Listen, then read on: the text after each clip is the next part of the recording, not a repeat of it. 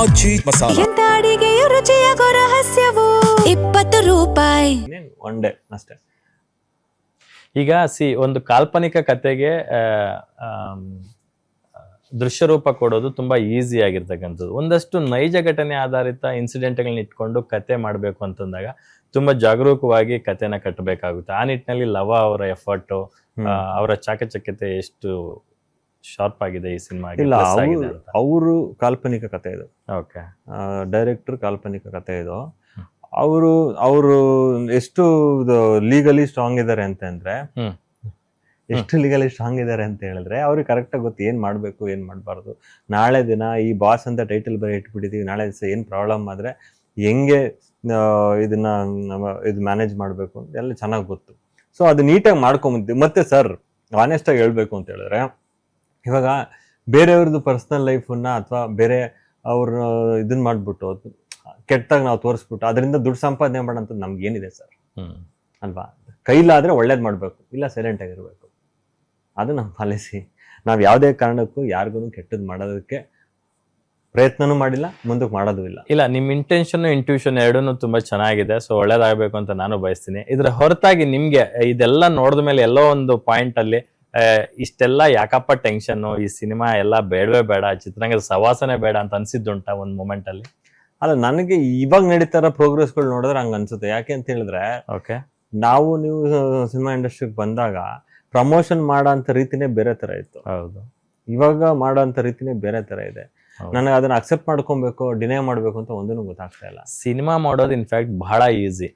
Promotion ಮಾಡೋದಿದೆಯಲ್ಲ, cinema ಮಾಡೋದಕ್ಕೆ ಹಾಕೋ ಅಷ್ಟು 2 ಎಫರ್ಟ್ ಎಕ್ಸ್ಟ್ರಾ ಎಫರ್ಟ್ ಇಲ್ಲ ಹಾಕ್ಬೇಕು. ಹೌದು, ಯಾವ ರೀತಿ ಅಂದ್ರೆ ಸಿನಿಮಾ ಪ್ರಮೋಷನ್ ಅನ್ನೋದೇ ದೊಡ್ಡ ಗಿಮಿಕ್. ಹೌದು, ಅದನ್ನ ಹೆಂಗೆ ರೀಚ್ ಮಾಡೋದು ಜನಗಳಿಗೆ ಅನ್ನೋದೇ ಒಂದು ದೊಡ್ಡ ಕ್ವಶನ್ ಮಾರ್ಕು. ನಾನು ಇದನ್ನ ಮಾಡಿದ್ರೆ ರೀಚ್ ಆಗ್ತಾ ಇದ್ಯಾ, ಅದನ್ನ ಮಾಡಿದ್ರೆ ರೀಚ್ ಆಗುತ್ತಾ ಗೊತ್ತಿಲ್ಲ. ಇದು ಅಲ್ಲ, ನಿಮ್ ಸಿನಿಮಾಗೆ ದೊಡ್ಡ ರೀಚ್ ಸಿಕ್ಬಿಡ್ತಲ್ಲ? ಅಲ್ಲ, ರೀಚ್ ಇದೆ ಸರ್, ನಮ್ ಸಿನಿಮಾ ಆರ್ಗ್ಯಾನಿಕ್ ಆಗಿ ಸಿಕ್ಕಿದ್ದೀನಿ, ಆರ್ಗ್ಯಾನಿಕ್ ಆಗಿ ಸಿಕ್ಕಿದೆ. ಆದ್ರೆ ವಿಷಯ ಏನಂತ ಹೇಳಿದ್ರೆ, ಇವಾಗ ಸಿನಿಮಾಗಳು ಮಾಡೋರು, ನನಗೆ ಒಂದು UFO ಕ್ಯೂಬ್ ಕಂಟೆಂಟ್ ಅಪ್ಲೋಡ್ ಮಾಡ್ಬೇಕಾದ್ರೆ ಒಂದು ಸಿನಿಮಾ ಟೀಮ್ ಸಿಗುತ್ತೆ ನನಗೆ ಅಲ್ಲಿ. ಸಿನಿಮಾ ಟೈಟಲ್ ಮರ್ತೋಗ್ಬಿಟ್ಟಿದ್ದೀನಿ ನಾನು ಆಕ್ಚುಲಿ.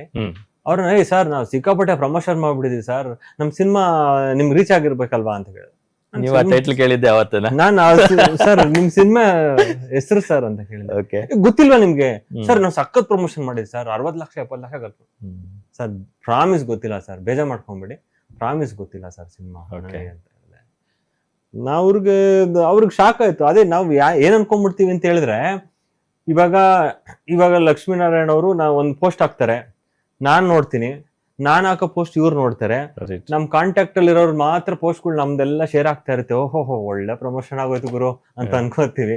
ಆದ್ರೆ ರಿಯಲ್ ಲೈಫ್ ಅಲ್ಲಿ ಎಷ್ಟು ಪ್ರಮೋಷನ್ ಆಗಿದೆ, ಎಷ್ಟು ಪ್ರಮೋಷನ್ ಆಗಿಲ್ಲ ಅಂತ ಹೇಳೋದಕ್ಕೆ ಆಗಲ್ಲ. Very true. ನಾವು ಸೋಷಿಯಲ್ ಮೀಡಿಯಾದಲ್ಲೆಲ್ಲ ಕಂಟೆಂಟ್ ಬಿಡ್ತಾ ಇರ್ತೀವಿ, ಯೂಟ್ಯೂಬ್ ಅಲ್ಲಿ ಬಿಡ್ತೀವಿ, ವ್ಯೂಸ್ ಅಷ್ಟಾಗುತ್ತೆ ಇಷ್ಟಾಗುತ್ತೆ, ಗೂಗಲ್ ಆಡ್ಸ್ ಕೊಡ್ತೀವಿ, ಎಲ್ಲಾ ಮಾಡ್ತೀವಿ.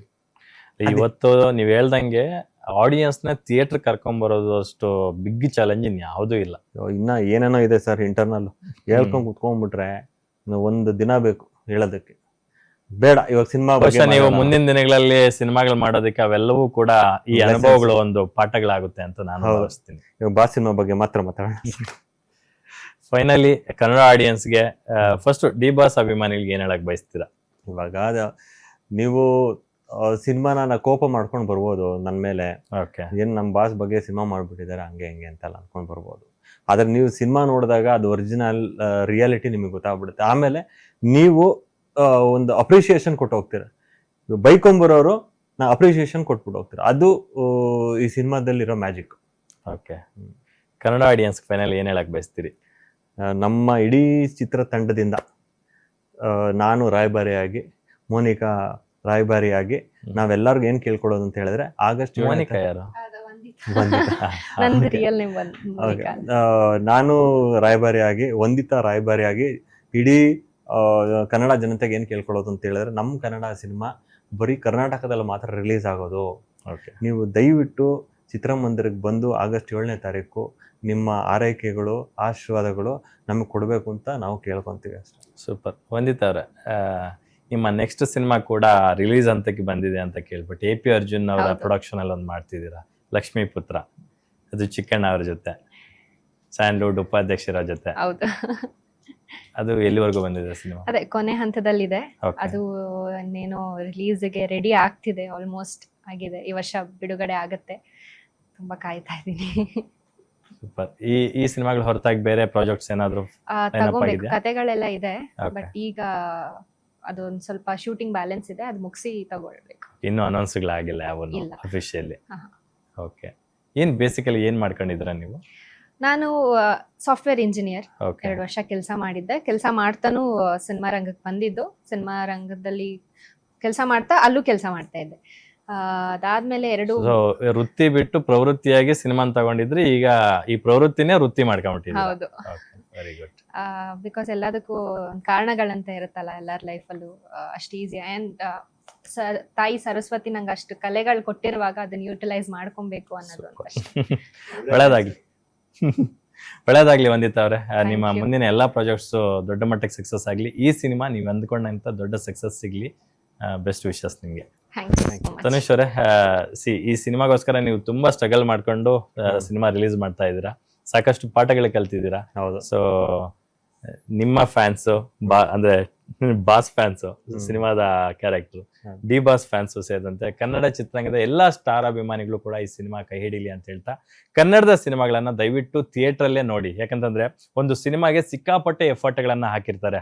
ಒಂದು ಸಿನಿಮಾ ಅಷ್ಟು ಈಸಿಯಾಗಿ ತೆರೆ ಮೇಲೆ ಬರೋದಕ್ಕೆ ಸಾಧ್ಯನೇ ಇಲ್ಲ. ಬರೀ ಹಣ ಅಷ್ಟೇ ಅಲ್ಲ, ಅಲ್ಲಿ ಬೆವರಿನ ಜೊತೆ ರಕ್ತ ಕೂಡ ಹರಿಸಿರ್ತಾರೆ ಸಾಕಷ್ಟು ಜನ. ಎಷ್ಟೋ ಜನರ ಭಾವನೆಗಳು ಅದರಲ್ಲಿ ತುಂಬಿಕೊಂಡಿರುತ್ತೆ. ಹಾಗಾಗಿ ಅದೊಂದು ಸಿನಿಮಾ ರೂಪ ಪಡ್ಕೊಳ್ಳೋದಕ್ಕೆ ಏನೆಲ್ಲ ಕಷ್ಟ ಕಾರ್ಪಣ್ಯಗಳಾಗಿರುತ್ತೆ ಅಂತಕ್ಕಂಥದ್ದು, ವರ್ಷಕ್ಕೆ 225ರಿಂದ 275, 300 ಸಿನಿಮಾಗಳು ಪ್ರೊಡಕ್ಷನ್ ಆಗುತ್ತೆ. ಆ ಸಿನಿಮಾ ಎಲ್ಲಾ ತಂಡದವ್ರಿಗೂ same equal of amount of energy, amount ಎಲ್ಲ ಖರ್ಚಾಗಿರುತ್ತೆ. ಹಾಗಾಗಿ ಸಿನಿಮಾಗಳನ್ನ ದಯವಿಟ್ಟು ಥಿಯೇಟರ್ಲ್ಲೇ ನೋಡಿ. ಇದೇ ಆಗಸ್ಟ್ 7ಕ್ಕೆ ಬಾಸ್ ಸಿನಿಮಾ ನಿಮ್ಮ ನೆಚ್ಚಿನ ಥಿಯೇಟರ್ಗಳಿಗೆ ಬರ್ತಾ ಇದೆ, ತಪ್ಪದೆ ನೋಡಿ ಅಂತ ಹೇಳ್ತಾ ಕಾರ್ಯಕ್ರಮನ ಮುಗಿಸ್ತಾ ಇದ್ದೀನಿ. ನೋಡ್ತಾ ಇರಿ ಗ್ಯಾರಂಟಿ ನ್ಯೂಸ್, ಸುದ್ದಿ ಖಚಿತ, ನ್ಯಾಯ ನಿಶ್ಚಿತ. ನಾನು ನಿಮ್ಮ ಬೀರ್ಗನಹಳ್ಳಿ ಲಕ್ಷ್ಮೀನಾರಾಯಣ್. ಗ್ಯಾರಂಟಿ ನ್ಯೂಸ್, ಸುದ್ದಿ ಖಚಿತ, ನ್ಯಾಯ ನಿಶ್ಚಿತ.